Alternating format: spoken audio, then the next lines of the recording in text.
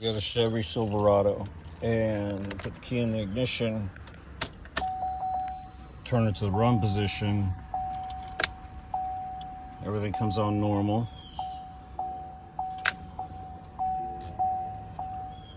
So everything's, radio's off, I think. Yeah. All right. Turn the key. Nothing. You hear a click. And first thing I did was check the battery. My battery was barely holding 12 volts, and when it was, when I turned the key, it did drop down to just around 10. Now 9.6 is the level for bad. So, and the battery that was in it was almost 3 years old. Plus, we are just getting through summer. So, you know, the summer is what eats up your batteries. So I went ahead and replaced the battery. Battery's brand new. And we still have the same issue. What I'm gonna do is pull out my 12 volt test light, and I'm gonna connect the positive battery cable to the alligator clip and take this in, and I'm just gonna touch it to the negative, make sure that I have a good test light. I do. So now I'm gonna take this test light and I'm gonna go right down to the starter. So I'm gonna go under the vehicle here, and there's your starter right there. This is under the passenger side, the motor. Here's the transmission bell housing for those that don't know. And here's your starter right here. I have a flashlight under here, that's why it seems so bright. Now what I'm gonna try to do is, you'll see, let's see if I can get a good picture of it. Up on the side of the starter there. I think it's right up right there. I'm gonna try to put my test light to touch that. That's where the battery connects to the starter. It's really tight under here, I'm not on a lift. And I'm gonna take my negative from my test light and just clamp it on a bolt somewhere, okay? And then we're gonna come over here to the starter, and right up there, there's a little bolt. Let's see if we can get you in there. Right there. Let's see if I can get on that. I can't see. Y'all are blocking my view. Yeah, so we definitely have battery power getting to the starter, and it's grounded. Sun's coming up here, it's getting really hot. So I open up the fuse box, and what I do is I go down the list and I look for the starter fuses and relays, and here I have number 11 is a starter. Scroll on down all the way almost to the bottom, and here you go, starter relay is number 68, okay? And micro relay, and they're both right here in this bottom corner, which translates to this is your starter relay and this is your starter fuse. So you can take your test light here, and I just connect it right here underneath the screw. See, the top is a little corroded, so you can go up underneath where it's got less corrosion. Test your test light on a fuse. Yep, so that's not working. See here. Yeah, see, we're connected. All right. So now what you want to do is you want to make sure that you got power going to your starter relay. So I just lift this up a little bit, all right, pull it out, and then just put it back in most of the way. Don't have a loose connection. Make sure it's kind of tight, but where you can get in underneath there. Make sure on this corner you got power. All right, you see? This corner I got power. Now I'm going to take the test light and I'm going to hook the test light here, take this off, put it to positive on the battery.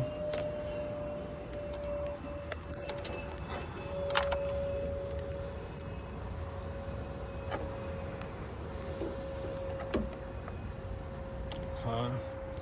And I'm going to come over here and I'm going to test that the other three are hitting negative. I'm hitting ground. Yep. And last but not least, see, got it. All right. Now I'm going to take my test lead off the positive of the battery, hook it back up over here underneath on my screw here. Again, check, make sure I have continuity there. I do. Now I'm going to go inside. I'm going to prop this up here. I'm going to go inside and turn the ignition key. See what I got.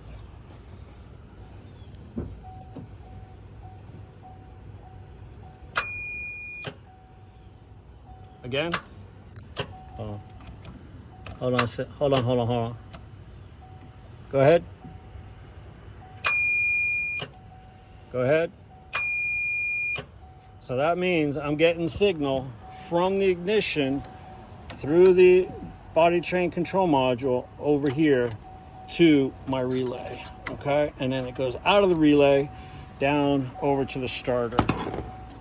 So now either I have a wire from the relay that's got a bad or poor connection or broken connection between this relay and the starter, or the starter's bad. But I've basically isolated the issue to under the hood. It's not the computer. To come down here and take the wheelhouse liner off the passenger side, let the tire and wheel on so you can get access to the starter.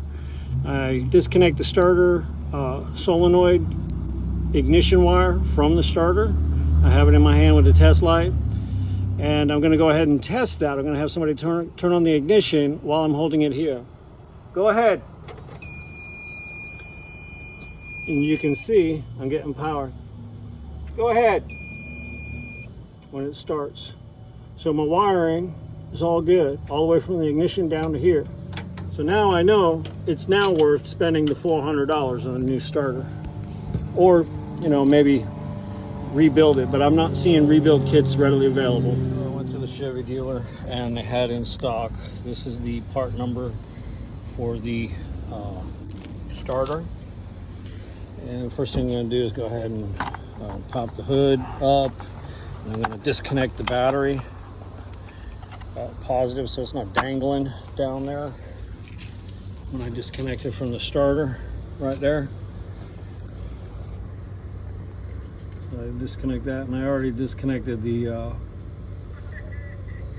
ignition wire because I tested it. Under the vehicle now. I'm going to go ahead and remove the starter here. There's two starter bolts, one here and one here. These two right here. But first, we have to remove the positive battery cable. There's up here. Trying to get y'all up in there. See, I'm underneath the vehicle. It's right here. There's a 13mm nut that goes onto the threads right here. Okay. And these two bolts here on the bottom of the starter are also 13mm. I'm going to go ahead and loosen them up with the little show here.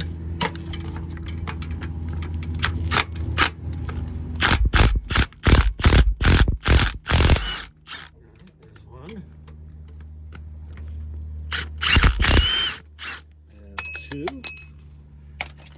All right. Okay, so I want to do this little video. I hope y'all can see this.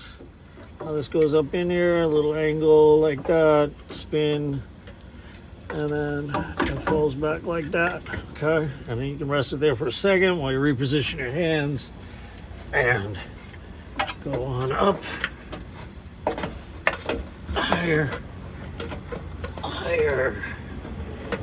and into the transmission bell housing right there, okay? Make sure your heat shield connection lines up right there. It'll help you make sure your holes are lined up. And if you bought from the Chevrolet dealer, everything should bolt right back up without shims, just like so.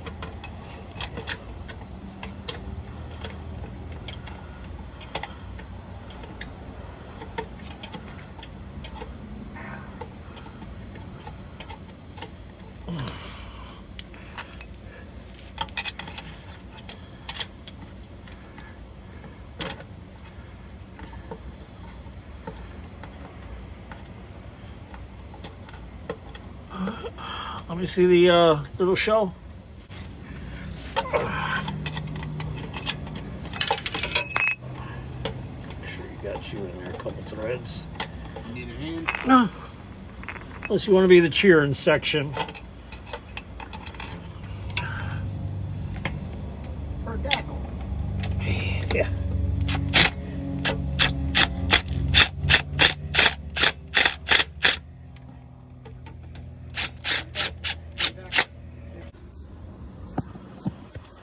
Now we're going to go ahead and mount our heat shield right here like so. Now we're going to get our positive cable mounted here. Where's the... Okay.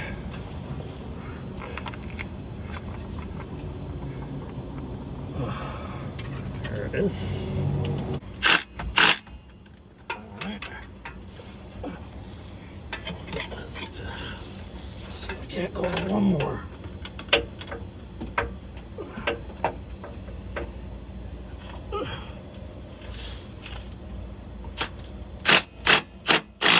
Okay. I'm happy with that. All right, and then the last thing we need to do is right here, we need to take your signal wire from the ignition and click it on to the starter right there. Right there. Okay. That's it.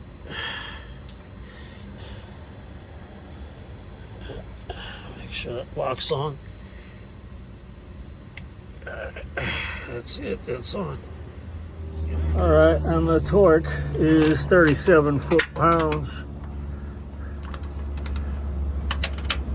All right, once, twice.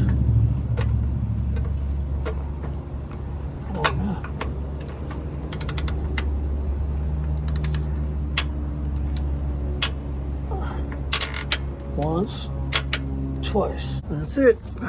Starter's installed. I'll just go put the wheelhouse liner back on and start her up. Oh, reconnect the battery.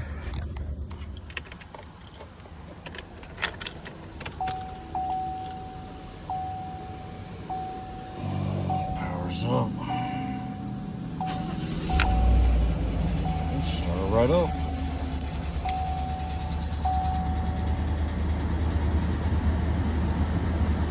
Calibrate.